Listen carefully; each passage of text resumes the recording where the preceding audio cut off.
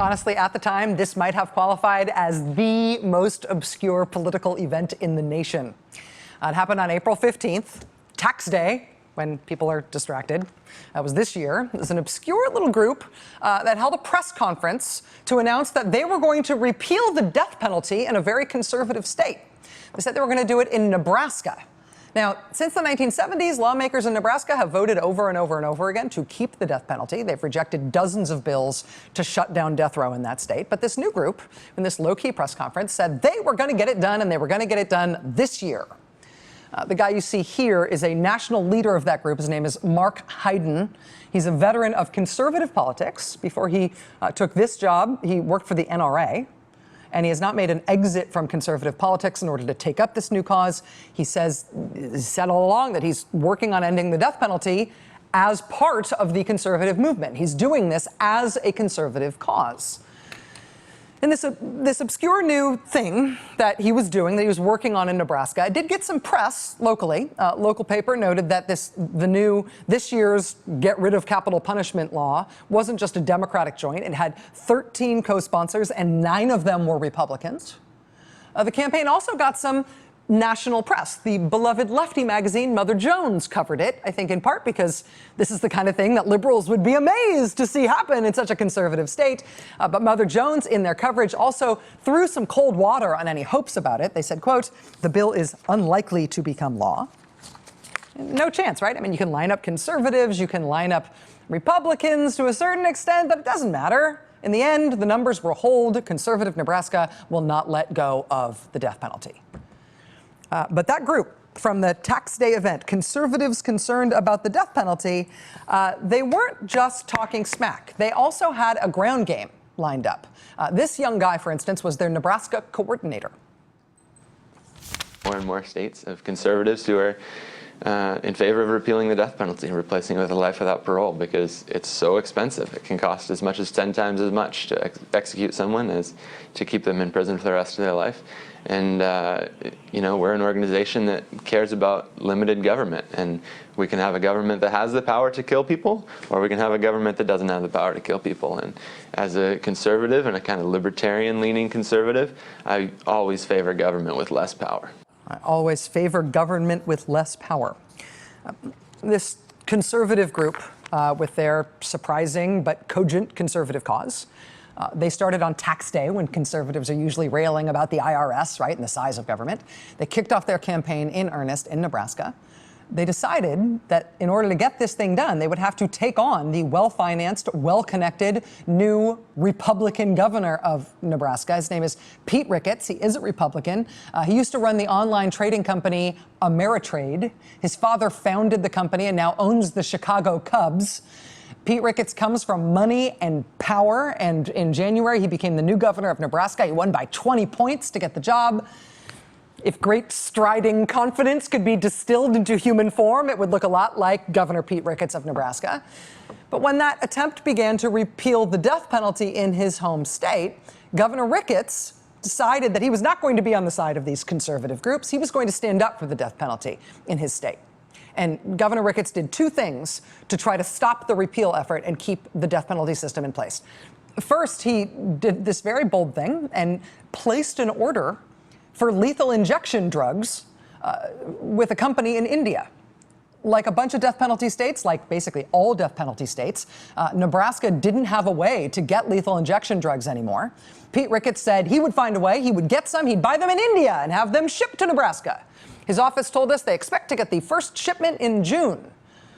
And I think Governor Ricketts meant that to be persuasive to Republicans who don't mind the idea of the death penalty in principle, but who were just worried in a conservative, good government way about the way that it was working or not working in Nebraska. He meant this announcement about the new purchase of drugs to be persuasive that the death penalty could work in his state, that it wasn't a screwed up system, it was a working system, and the governor had fixed it.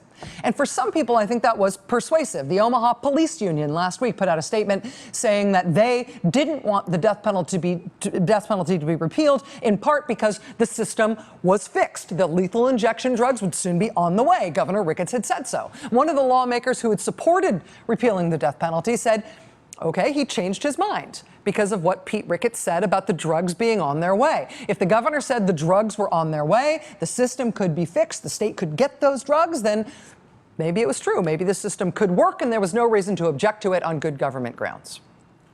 Well, however persuasive it was to important stakeholders and legislators in this argument, it turns out that Governor Ricketts' plan to import those lethal injection drugs from India to Nebraska, it is a plan that is not going to work. If that's how they're planning on fixing the death penalty in that state, it's not going to happen.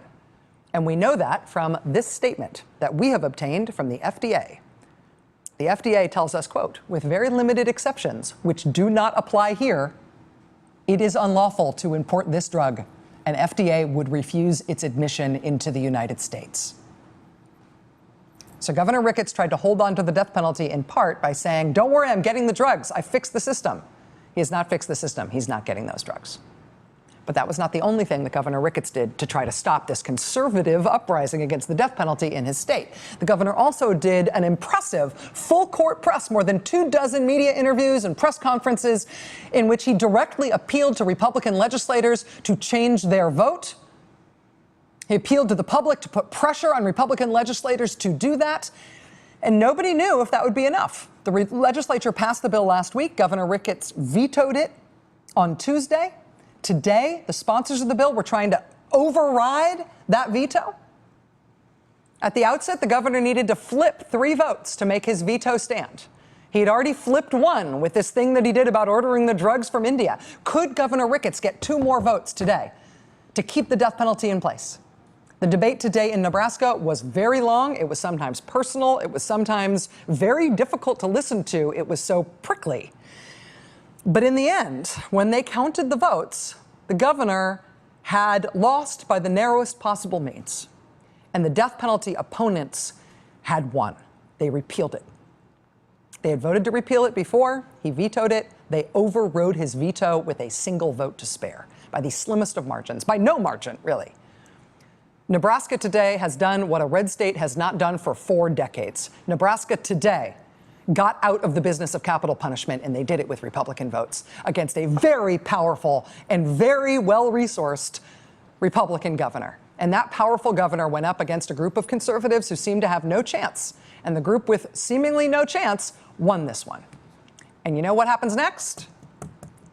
Today, the conservatives concerned about the death penalty issued their own statement of striding confidence. They said they weren't surprised at all by what happened in Nebraska today. They said they are now moving on to talk to conservatives around the nation who will follow Nebraska's example.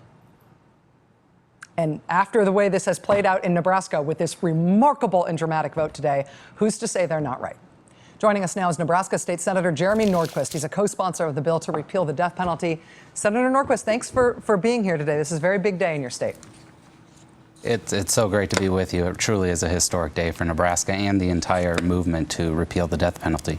I said it was hard to watch some of the debate today, in part because it was so prickly and it was such a difficult debate, and at times it was so personal. There was a lot of very personal religious reflection by a lot of legislators, right. A lot of interpersonal conflict among them, but part of it was just the drama of not knowing how it was going to turn out. Did you know how it was going to turn out today heading into this vote?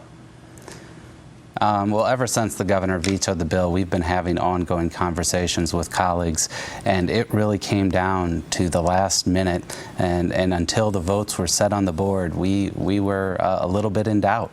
And thank God that we were able to pull together 30 votes to repeal the death penalty. But the governor cashed in all of his political chips on this and came up short.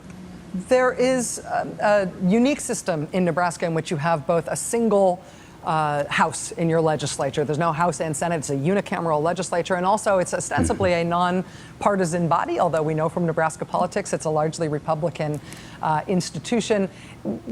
Is what made the difference this year that phenomenon of conservatives lobbying conservatives on conservative terms? Obviously, there's been a lot of interest in this issue over the years, but is that what put it over the line today? Well, there's been a committed block of us for a number of years who, stand behind repealing the death penalty for moral reasons, and obviously the data is on our side as far as public safety and it not being a deterrence to crime. But what really tipped it was this group of what I would call, they're fiscally conservative individuals who just see the death penalty as a wasteful government program right now that in our state is completely broken. It's bordering on the ridiculous, as you mentioned in your intro, bordering on the ridiculous, the steps we're taking to try to obtain the drugs to implement lethal injection, and we have failed and failed and failed.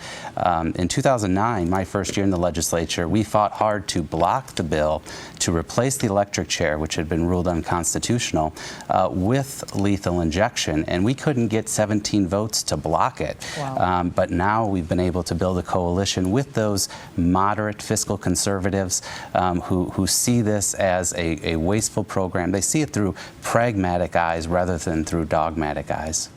Nebraska State Senator Jeremy Nordquist, this story about what happened in Nebraska will be taught in political science classes in years ahead. Just a remarkable story. I know that you have been a key part of this all along, sir. Thanks for helping us understand it tonight, and congratulations. Glad to be with you, Rachel. All right, fascinating. One of the things to watch on this story in Nebraska is whether or not people who support the death penalty, including the governor, try to get it back through some sort of popular referendum. We saw this work through the legislature to get it repealed, including this incredible drama today with overriding the governor's veto. It'll be interesting if they put it to a vote and what the organizing will be like around that and whether or not the same tactics will work. Just a fascinating question in a very deep red state. Lots more ahead tonight. Stay with us.